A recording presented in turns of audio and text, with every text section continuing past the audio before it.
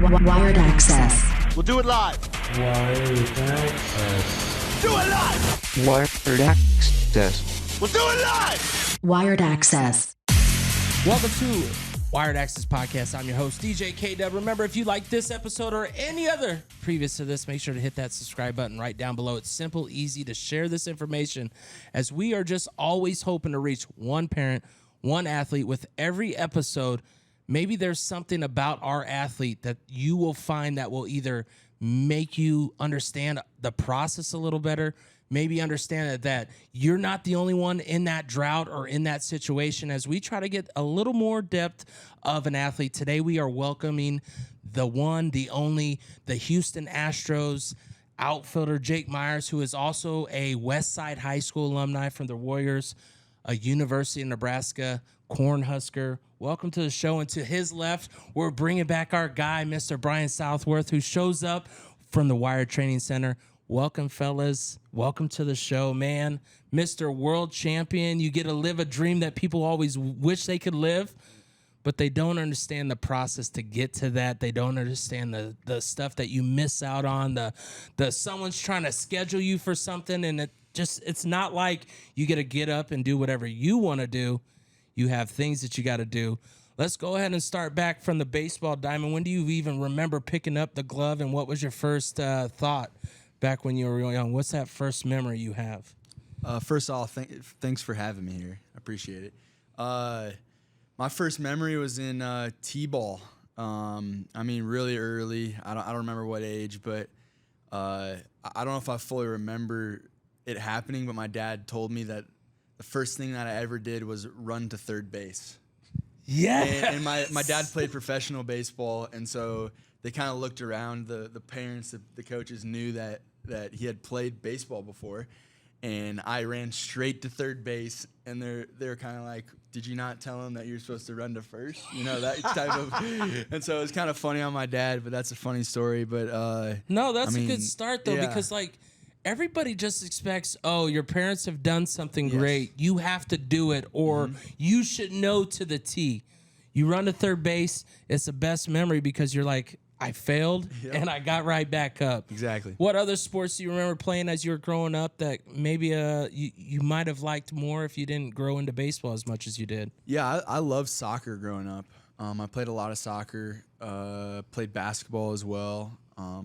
Soccer and baseball is kind of a weird combo. I haven't heard many that go that route. Normally it's like if you're in baseball, you're looking at a football because it's just opposite season. Yep. Soccer gets harder as you get more experience just as much as baseball. There's fall baseball. There's fall soccer. What was it like trying to intermingle those two sports before you couldn't do it no more? Yeah, that's exactly what happened to me. It got to soccer being year-round sport, and obviously baseball, you're probably taking 2 of the seasons up, and they just kind of interflicted, and ultimately my dad asked me if I wanted to play soccer or baseball, but we kind of know how that went at that point. Do you want to play baseball or soccer? Okay, good. Baseball? Yes, baseball. Okay, Perfect. Sounds good. We'll play baseball. So when you bring up that, though, that's a good aspect to think about. Parents do ask those hard questions. Being a son, knowing what your dad did, what was that like when that came to you? And did you feel the pressure? Or did you feel like, no, I know what I want and want to live that? Yeah, I want to say it was around my 6th or 7th grade. And so he did ask me the question. He did lay out and kind of give some good details. So I say it was on him, but I did end up making the decision that I did love baseball a little bit more than soccer. At the time when you're that age, I can understand. You think very, right now. Yes. And so he tried to help me as a kid understand that, look, you might have a better future going and playing baseball, and trying to get me to think that way. And I do thank him for that, because obviously, it was helpful for me in that case. Well, I think your dad knew how to help you down the baseball path, right? I think that's a big part of it. Like, soccer would be like, he probably had no idea how to help you, which that's very true. Sometimes can be a blessing, but he probably saw the path for you for baseball too. 100%. Well, Brian, your kids are this age. Just think about it. There's some things you want them to follow in your footsteps, but it doesn't mean you want them to be a coach at a baseball facility. Like, so if you had to break yourself down to that, what do you think if you're like, okay, well, I'm going to keep pushing the baseball, but all of a sudden, I mean, you already said your son likes hunting over anything else, you know? It's not always easy. And I only say that because, like, I own a lawn company, but I don't force my kids to mow because it's not for everybody. Right. But they know if they want to make money, the money's available. Yep. You know, I'll give you any money in the world if you want to come mow. But what's that like for you, Brian? What do you think that path would be like for even in a profession where it's coaching or teaching? Yeah, well, it's tough. I mean, because I know I have a very limited skill set, right? Like, I know what I can help my kid with and what I can't help him with. And I mean, we don't blur those lines at all. So, you know, I feel the best, like, finding someone that can help him in that area. And, I mean, it would be tough if he told me, like, hey, I want to play soccer. Like, good luck, because it's not me going to be able to help you. Yeah. I will find someone, and I will learn with you. But, I mean, it's going to be a long learning path for me. I think that's a great point of saying that you know what you know and you know what you don't know, because I feel like that's a very important thing, especially as a parent. You know, I have a little daughter now, so I'm starting to think in the parent world. Girl dad, but, I know how that is. I got 3, and then finally my son. Yeah. So, but just knowing what you don't know and putting, you know, your kid in the best situation for you know, whatever it is you don't know.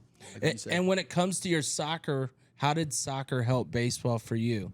It's obviously a whole different speed, but I think your reaction time is something that could be similar between the two games that some people don't think of, because obviously you're constantly running for most of soccer. Yeah.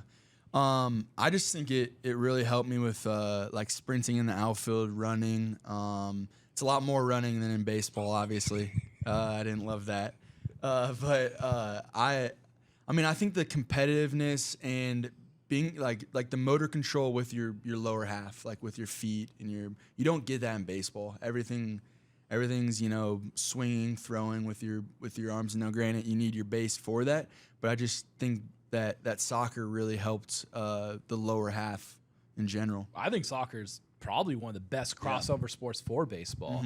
I mean, the hand-foot coordination, like, is super more important than people give credit to, like, particularly for, like, infielders, you know, the ability to manipulate your feet, you know, but there's probably a lot more. You talk about, like, controlling your lower half. I mean, that's what you do in your swing, right? Like, so, I mean, I think soccer is probably, if you had to name, like, one of the best sports to cross over between baseball and soccer, I think soccer is fantastic. Well, and of course, nowadays kids have to find those avenues because it is starting to go full season base, and you got to find some way. I think if you can do indoor soccer during that winter time, the speed of indoor soccer is just bananas. Futsal. And yes, futsal. It will totally blow your mind when you're thinking of how quick you have to make that adjustment. Hence a fastball that you always have to hit. Yep. You get up to your high school. What was your sports when you came to Westside? What was that part of the life for you when it came to high school? Yeah, I mean, I played baseball, but I also played basketball, and I really loved playing basketball. I wasn't all that great at it, but there were a couple aspects that I was good enough at to be on the team, and one of them's defense. And so I just played defense and was a hustle player, a role player. And I loved it. I mean, that's just a completely different environment to be in, and so that was a lot of fun. You brought up big words, a role player. Yeah. How do you get that mindset even at a high school level? I think sometimes these kids see what they see on the social media.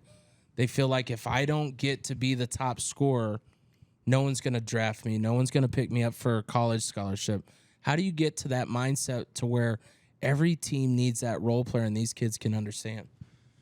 Yeah, honestly, I was just so competitive that I just wanted to help the team win so bad because I was so competitive that everyone on our team just wanted to win, and so whatever that looked like, whatever was best for the team, that's what I was gonna do. And so like that's what I realized what my role was on the team, and that's what I needed to do. I think you brought up a good point in social media and how it can kind of skew things. I was a major late bloomer. I actually got recruited to pitch at Nebraska in the middle of my high school career, and later kind of had to earn the hitting side. And I didn't start till my sophomore year in college, and kind of just like each little step I had to take And I was definitely not one of those kids, that was just out of high school, you're going to be a superstar. Yeah. And so I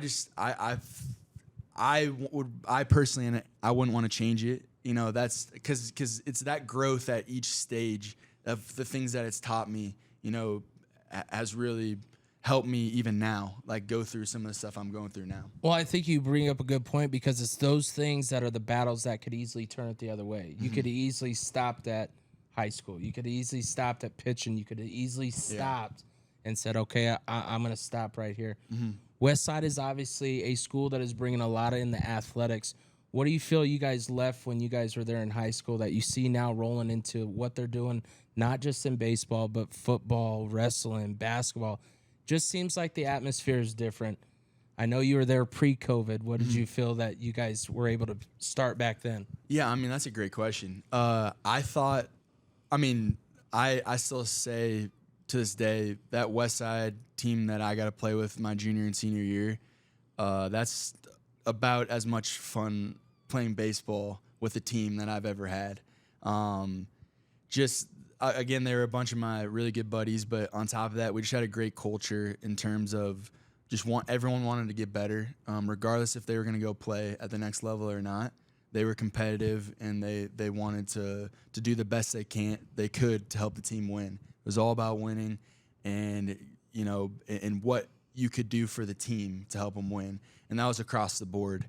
And a lot of that has to do with Coach Greco, Bob Greco. He was huge into doing a lot of that kind of stuff and building that culture. And I just think around Westside, all in all the coaches are kind of that way. That's gonna get you to where you want to go is culture. And I think people miss on just trying to get a couple really good players, and they don't quite make it in the playoffs or the state championship because when things get tough, you can kind of go opposite ways. Yeah, and I think the team culture, Brian, of course, you have a young team up and coming. You got your son who idolizes people like Jake and other people that come into your facility. You hear these words of culture, you hear these words of work ethic, but it all starts with a coach.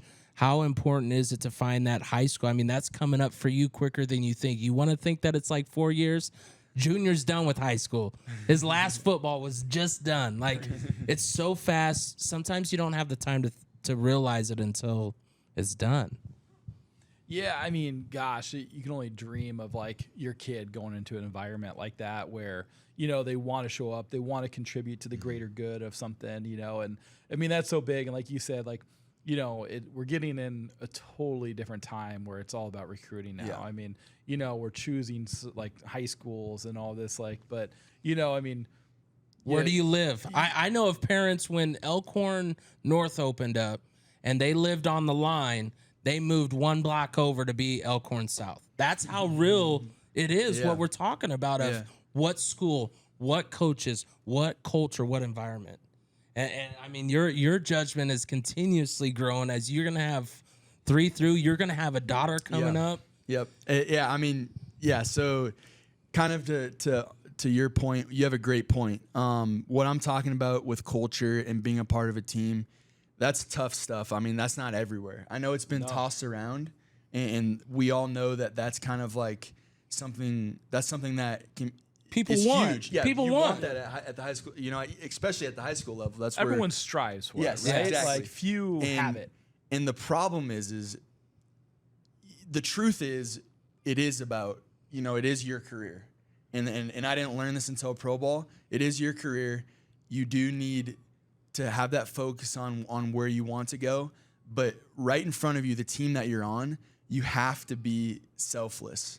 And when you learn that that's the way it needs to be, then you understand that that's going to make you better. That's going to get you the look. That's going to get you.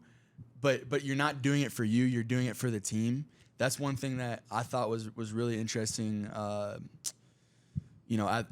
my college level is I dreamt about playing at Nebraska. That was my goal. That was my dream, was to play baseball at Nebraska. Which is really hard in this state for people to dream that anymore. Yeah, exactly. And so I got there, and I got the opportunity to start. I loved it, played well, And I was just loving it. And then pro scouts started coming and asking questions. And that's when it kind of got in my mind that, wow, I could play at the next level. Versus other guys were dreaming about playing, MLB next level or whatever. I hadn't thought about it. But my goal was to just try and help the Huskers win. See, and that's everybody would think that he's got to know that he wanted to MLB. He's got to know because that's dad. Dad played. He's got to know. Yeah. But it doesn't mean that your route is the same exact to the T. Mm-hmm. Obviously, your parents were a big key. Who was another one going up through high school to help you get to that next level? Because one thing that I see talked about is recruiting, recruiters, a recruiting coordinator, like just someone that people can reach out and talk to that might not be your parent that knows just a little bit. Was there anybody for you as you were going through that process? Yeah, two people for me. First, I want to say Bob Greco. To this day, I have every time I come back from off season, I have breakfast with him, and he just is someone who's helped me all the way through. Even today, he will shoot me some texts, when I'm on the road of what, he thinks or what he, we'll talk on what some of the things that I can get a little bit better at. But also Darren Hurrdat. Darren Hurrdat was probably the sole reason why I ended up going to Nebraska. Long stories ended up ensuing in that sense, but Hurrdat, I wanted to go play for Hurrdat. My dad actually got to coach him for a year, so I knew him before that. So I want to go play for him, and ended up being a perfect situation for me, being an outfielder and learning the ways of the outfield from Darren Hurrdat. See, and I like that you brought up, because even for, let's just say Husker football, everybody probably wanted to play for Scott if you wanted to play for Nebraska. Mm-hmm. He has the pedigree of Nebraska. He has the will to survive in Nebraska. I mean, he could have easily went anywhere. Yeah. You see Darren go multi-sport and all that. What was that inspiration just to be around someone that could play at such a high level and still be humble? I mean, he's the quietest guy I ever know when it comes to it. You don't see him gloating. You just see him handling business all the time. No, I mean, it was a lot of fun to be around him. Whenever he opened his mouth, you listened to it. And now reflecting, getting to play in the MLB on some of the stories he talked about, some of the things he said was important. It's just spot on. Obviously, he was in the league for over 10 years. I'm not sure exactly, but just some of the small things that he would talk about, like you're not going to remember a whole lot of the stats. You're going to remember the plane rides, hanging out with the guys, the relationships that you create, and you can even go down into the high school. I don't remember a whole lot of the games I played, but I remember getting to play them with some of my best buddies that I hang out with today still. So you're telling me select ball at 7th grade, 8th grade wasn't you don't remember all the championships you won, all the rings you won? I don't remember anything. Don't remember anything. But you all. Probably remember the cities you visited. Yeah.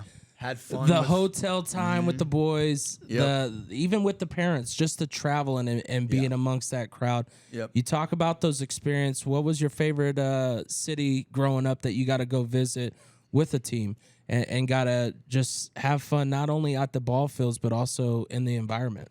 Yeah, so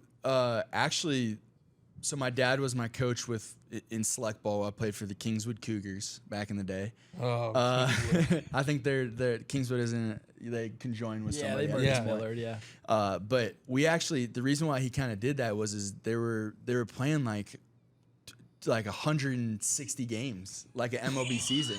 not Kingswood, someone else was. I got you. And so he's like, you're not playing 160 games. You're gonna play 80 to 90 games, and we're gonna travel to Kansas City and maybe Oklahoma. And so that's the point. So I about the farthest I went was probably Oklahoma. But I remember going to Kansas City and I loved it.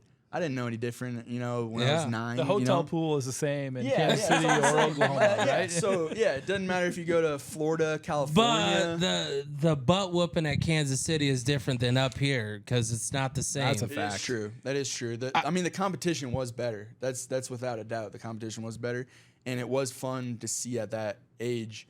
There were teams that were better than us. Not that there were teams that were better than us in Nebraska, but just had the difference in level. Yeah, I mean, when you get to play a little bit more, of course, baseball is your love, but you said you got basketball. What stopped basketball? Just the graduation or? Graduation. I don't think anyone was recruiting a guy that was averaging two points and 2 charges in a game. So I don't think anyone was recruiting based on charges per game. Coming out of high school, how big were you? I mean, you grew so much after high school. I did. I mean, I was maybe 5'11", 5'10", 5'11", 175, 180 pounds. Yeah, I didn't really start lifting until my freshman year of college, which at that time was too late. A little bit later than a lot of people. So when you say that, what was it in high school that kept you from the lifting part? So I just heard this from my dad a couple days ago, actually. So kind of what he said was he didn't know a whole lot about the training side, like the weightlifting side. He knew skill wise and like in the game of baseball, he's very good at coaching, and so we spent a lot of time, him throwing to me doing the baseball side, but he didn't know a whole lot about the weightlifting, and when he came up, it wasn't a huge deal. So it just wasn't a big deal to me. So and truthfully, like when you came up, weightlifting wasn't that big a deal. What year did you graduate high school? 2014. Yeah, I mean, so think about like what lifting has changed in the last 10 years. That's a great point. It's completely different. Yeah, it is. I mean, it is completely different. And I wish I would have done, what I'm doing now in high school. He's saying the thing that we always just try to get to kids, even our own kids. Yeah. And no matter how much you say it, you either want to lift or you don't. Yeah. Like you can't force feed lifting because they won't do enough. They won't do it heavy enough to where they gains from it. They would just go with the motion. Yeah. When you look at your strength and conditioning coaches and what they have taught you, what's the biggest thing that you learned from it? Just exactly like what you said, there aren't a whole lot of people that are going to put in everything they can into it or, are going to buy into it.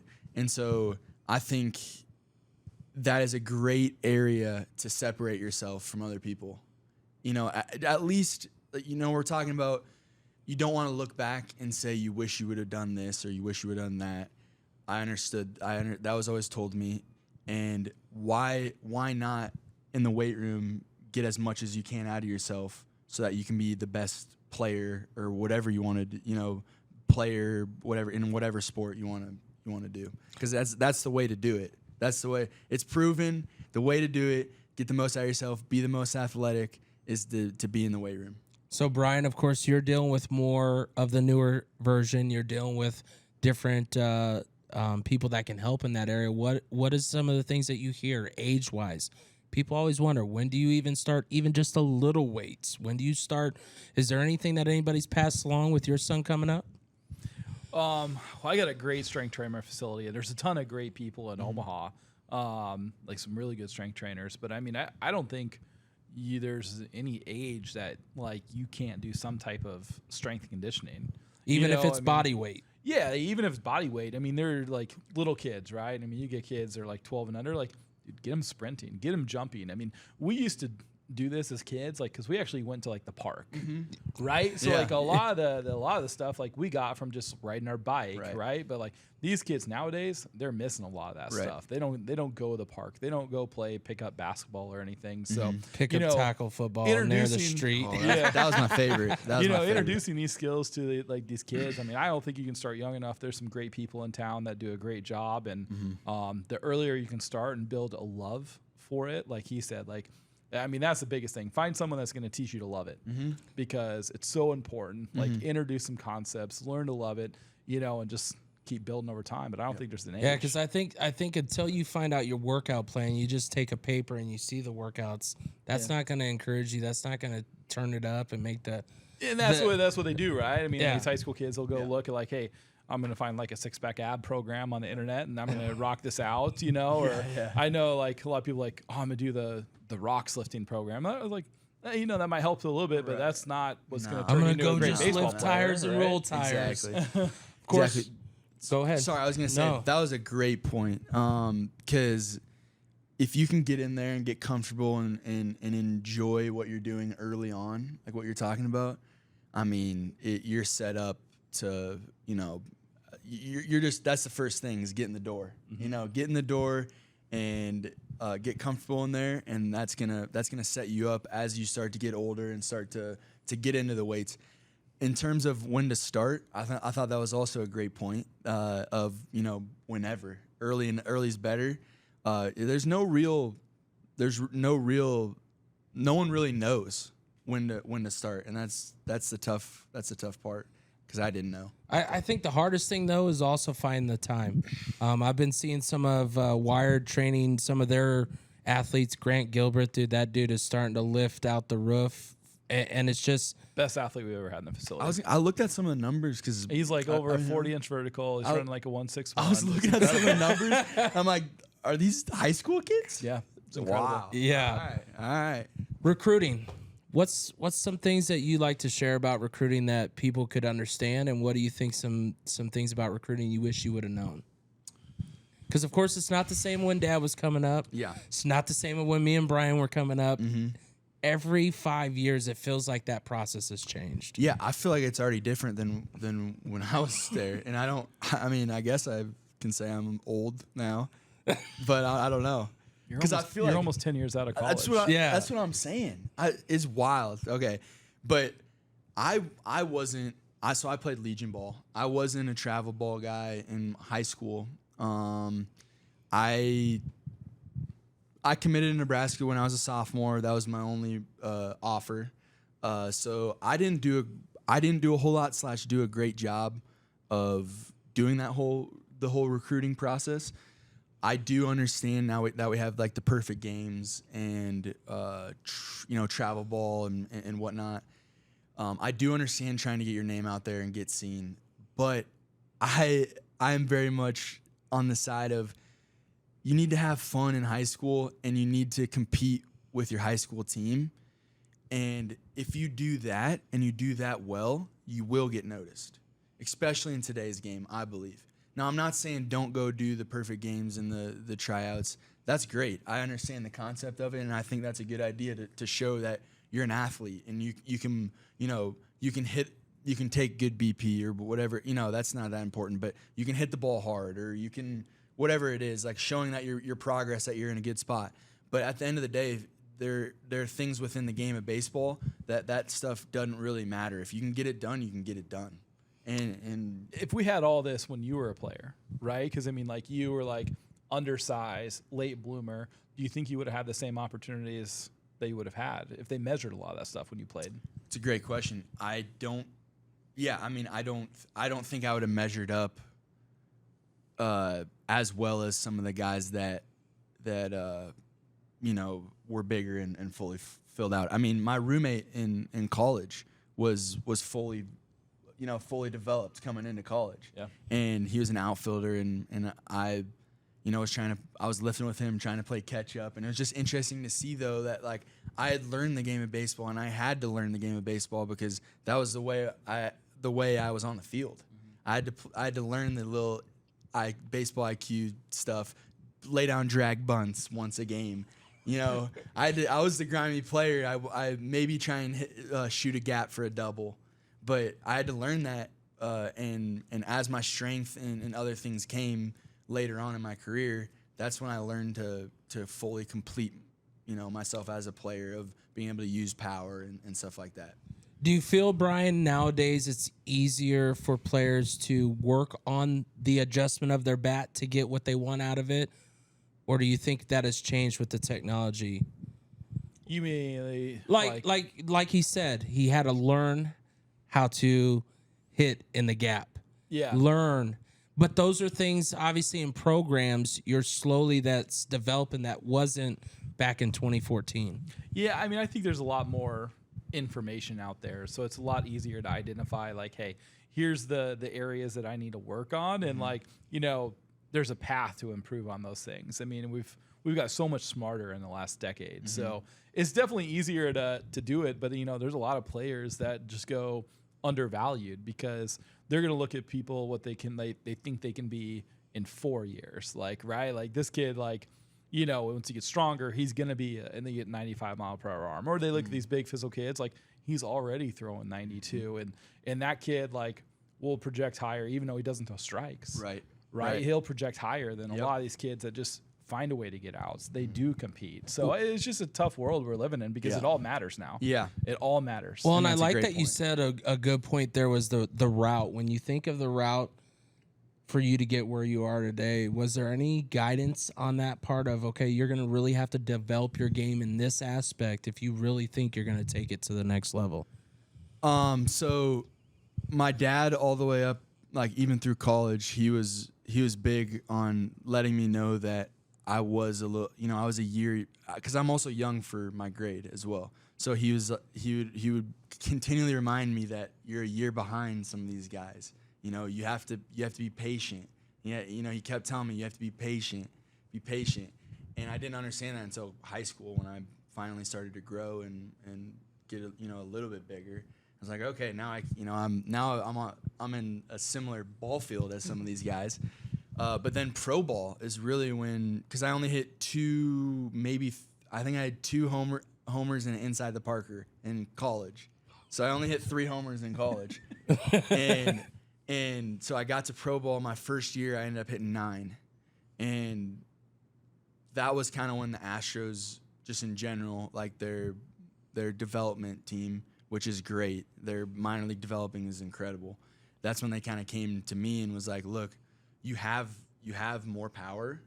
We want you to try and learn how to use a little bit more of it, and kind of took off from there. Well, you brought up a good thing that obviously a couple of the people that we talked to, it's all about the league that you play in over the summer.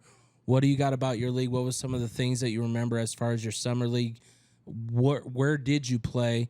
And what was the best option for that being? Because I know obviously around here there is someone that is promoting, but there's always baseball everywhere for summer league that you really have to get into. I know we're going to have Max on at another time, and he was in the Coral League, I think, right? Down in Florida where you're invited. Like you only get it if you're invited. What was your summer league like? Is this in high school or college? Call it like after college, yeah. Oh, okay. I played in the NECBL after my freshman year of college, and that was a great league. That's kind of where I was able to hit a little bit more. I was pitching for Nebraska my freshman year. I was able to hit a little bit more in that league, and that's kind of what allowed me to have a chance to start at Nebraska, and that's kind of like the first step. But it was a great league. I think all of them are great. I mean, you got the Northwoods. You got another one in California. I can't think of the name of it, but I mean, to my knowledge, you're gonna have to help me with this. What's the best summer league? Cape Cod. Cape Cod. Yeah. Cape Cod. That's probably the best. Yeah, I didn't get. That's an invite one. I didn't get invited to that one. But from what I've heard from my knowledge, it's like if you play well in that league, you're set up to play at the next level. And that's really where Max took off. It was down at Cape Cod. That's right. I was saying I was thinking of Florida names that start with C. But when you talk about that experience, what is it like not being at home, not being at college? Are you with a sponsor family? What's the grind during that time? No off season. What's the real grind? No, I mean, and that's like really the entrance to pro ball, in my opinion. That's what pro ball is like, is these summer leagues. And so if you don't like what that's like, or you're not playing well and you're not enjoying it there, that's what pro ball is like. And so I would recommend not trying to play pro ball if you don't enjoy that, because it's very different than college. You are staying with the host family. But really, it comes down to, are you bought into trying to get better or not? Because that's what it's all for that. And it's less about. It was the first time it was kind of less about winning, which was very odd for me because of kind of what I've talked about. I've always been trying to help the team win, but That's probably the case in like minor league ball too, to a certain extent. Yeah. I mean, you're wanting to help the team win, and there's never, I believe, even in the minors too, you still want to win because guys on the team are doing things well when you're winning. Like especially yourself too. At some point, you're helping the team win. If we're winning a lot of games, but at the end of the day, again, it's your career, so you have to, whether it was power or I needed to work on my arm.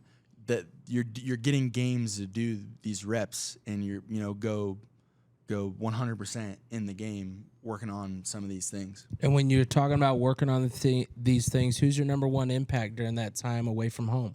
Who's the one that's helping you through that journey? Because I think understanding that process of what's going to happen, like you said, is not something that's, if you ain't experienced it, I can't tell you what it is. Brian can't. We'd love to. We could talk from what you guys tell us, but what's that?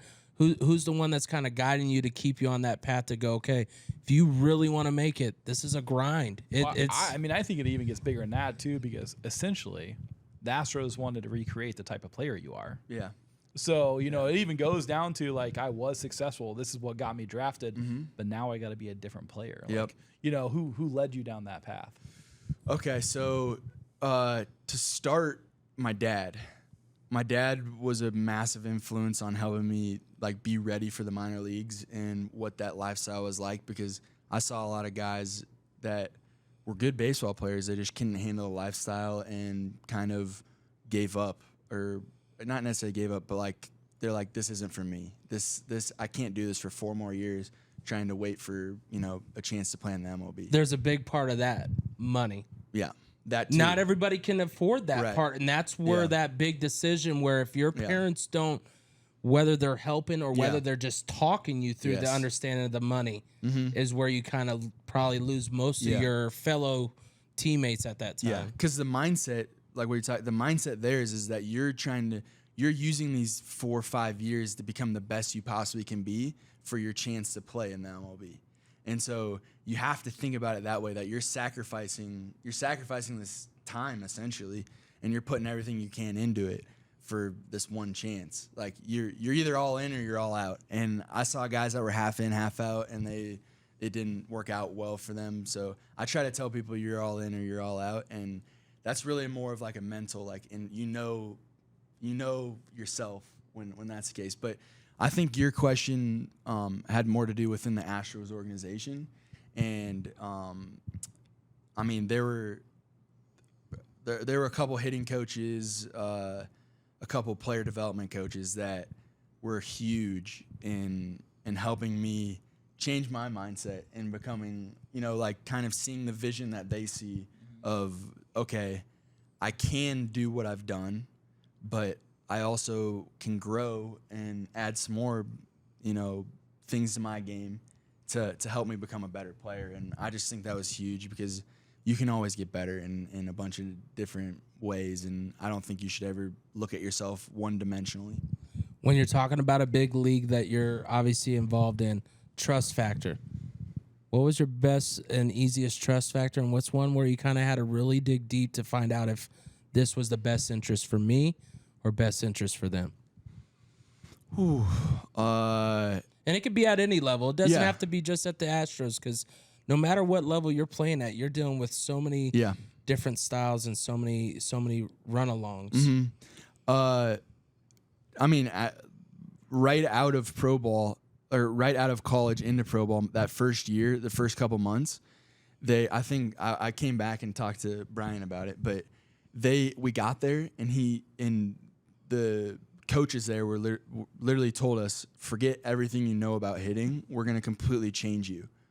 And we're all just like, you just drafted us. Like, what don't you like about us? You drafted because you wanted us. And now looking back, I don't know if that seems a little bit extreme, but I understand where he was coming from, because the game is quite a bit different from college to the professional level.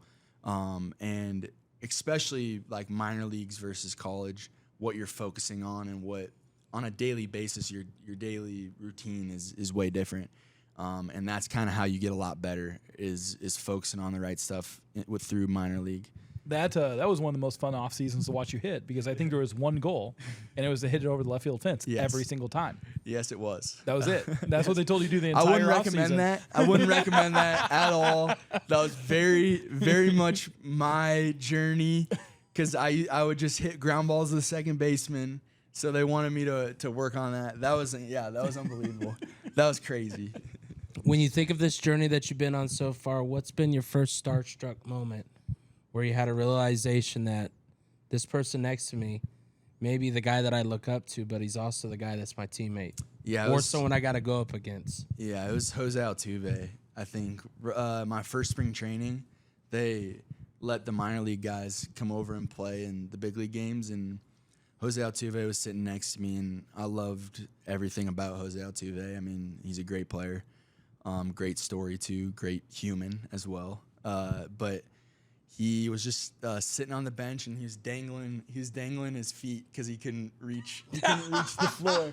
And I'm sitting there next to him. Man. I know, and I'm sitting there next to him on the bench, and I'm like, this is awesome.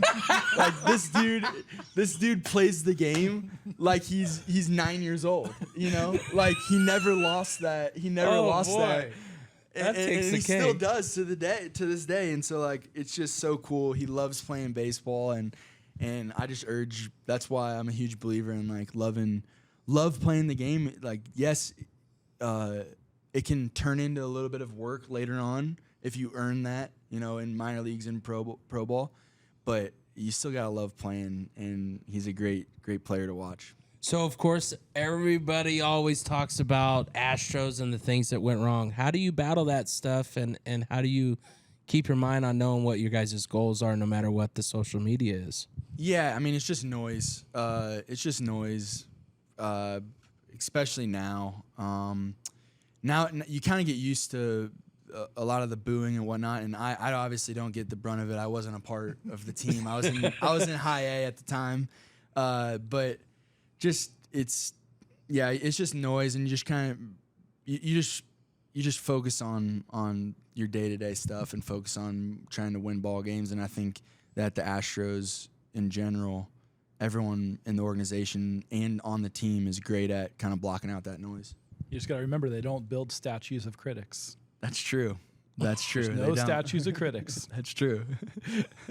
So, of course, what is it that you feel that you have left in your college, in your high school career for people to look up to, and what are you hoping to finish when you come through with the major league and continue your dream? I just think like hard work does pay off. I feel that I became really passionate about baseball my freshman year of high school. So it's not that I chose that baseball was the sport for me or anything like that early.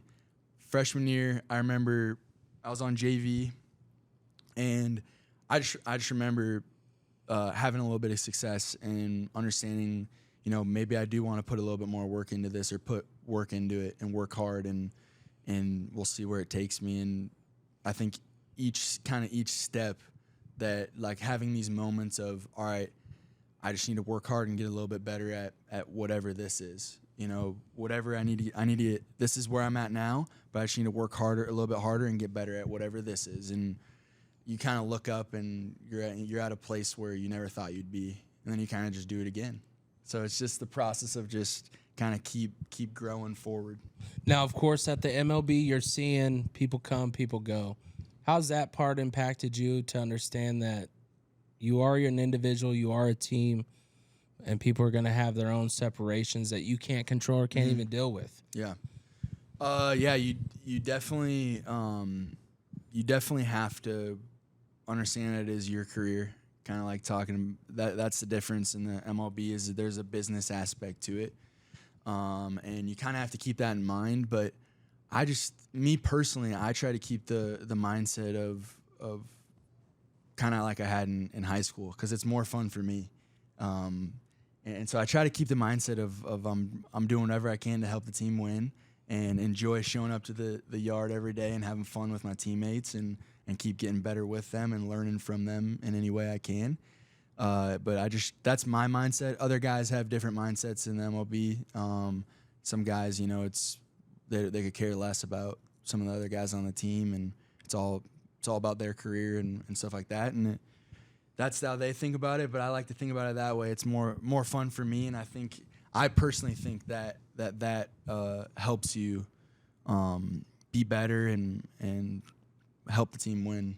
When did you have the aspiration to say, I want to be an MLB player? You obviously said that you just wanted to get to college. You get to college.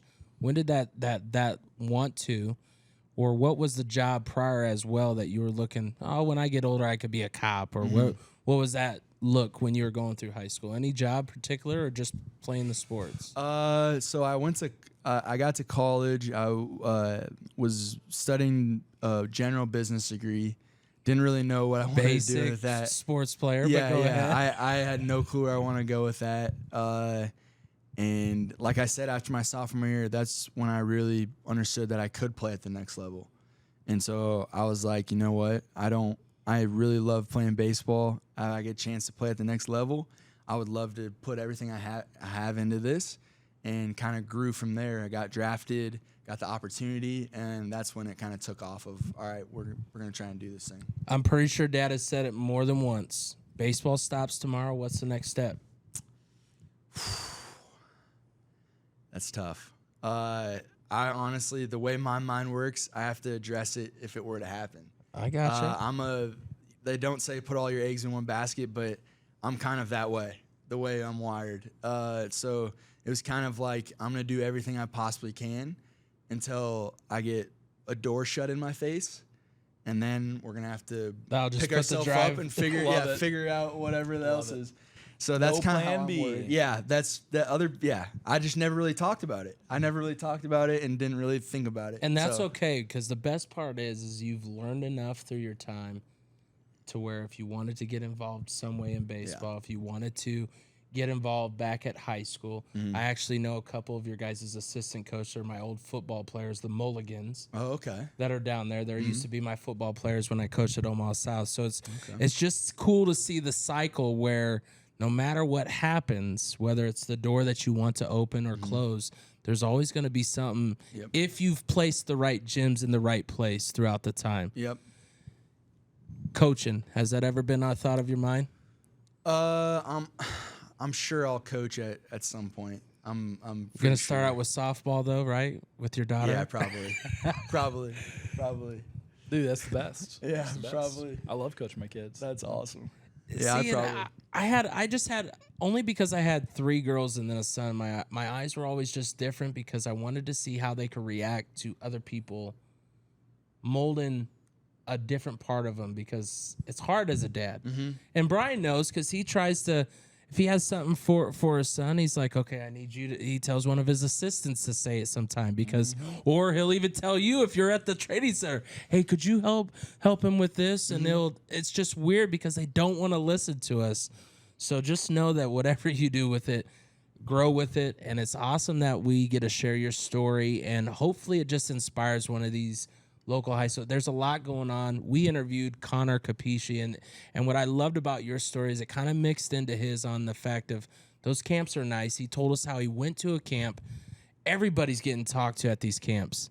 He said so many coaches, he said not one talked to me. Not a single one. And he goes, that just told me I had to do different and better. And now the dude played in the MLB draft league or whatever over the summer, and you're like, this kid had no offers, no nothing as of junior year. You never know when you sprout. Kendall's a younger guy. My son, you know, do you ever wish that you would have reclassified to a different, to the right age and right, or what people consider the right age? Yeah. It wasn't really a thing. I mean, it was, but it wasn't. I never really talked about it, I guess. Maybe it was because I committed so early my sophomore year that I kind of had you could play with anybody if you already knew. Nebraska, yeah. I think maybe if I was doing the recruiting scene on a national level, it would have probably made a little bit more sense for me, because from an age standpoint, it is in baseball. It is a thing that is looked at, and especially in like the draft and the pro style. So it actually be in my It actually in your favor it was in for my professional favor. baseball. Yeah. Maybe not college, right? Yeah. I mean, although Yeah. some kids reclassify up now to sign. And earlier. that's what I was Yeah. going to ask. What is some things that you're seeing going on with some of the kids that you guys see at the? I think in Nebraska, a lot of kids are reclassifying down. Given the opportunity that their age group works to get on the same playing field. Because I mean, if you had one more year of high school, that's 25% more time lifting, 25% more training, right? Yeah. It could make a difference. Now, in your case, it didn't matter. Some kids, it could matter. Like I went to a JUCO. Maybe if I had one more year, I could have got a Power 5 opportunity if I was on the same playing field. So it's tough. Everyone's in a unique situation, But I think I saw a stat like one time, like 90% of Olympians were late bloomers. So there's a lot of benefits for both sides. I mean, you're going to learn a work ethic compared to your peers that they did not learn. Exactly. So it's tough. Yeah. Well, once again, it's a Wired Axcess podcast. We have Brian Southworth of Wired Training. We have Houston Astros Jake Meyers, but also is an Omaha native, and he's here in Nebraska giving his story for you to listen, that you can be from this state that some people have no idea where you're from, no idea the name, and make a name for yourself. Remember, like, subscribe, whatever you do, we'll get this message out to the next one. I'm DJ K-Dub Omaha. We'll see you next time.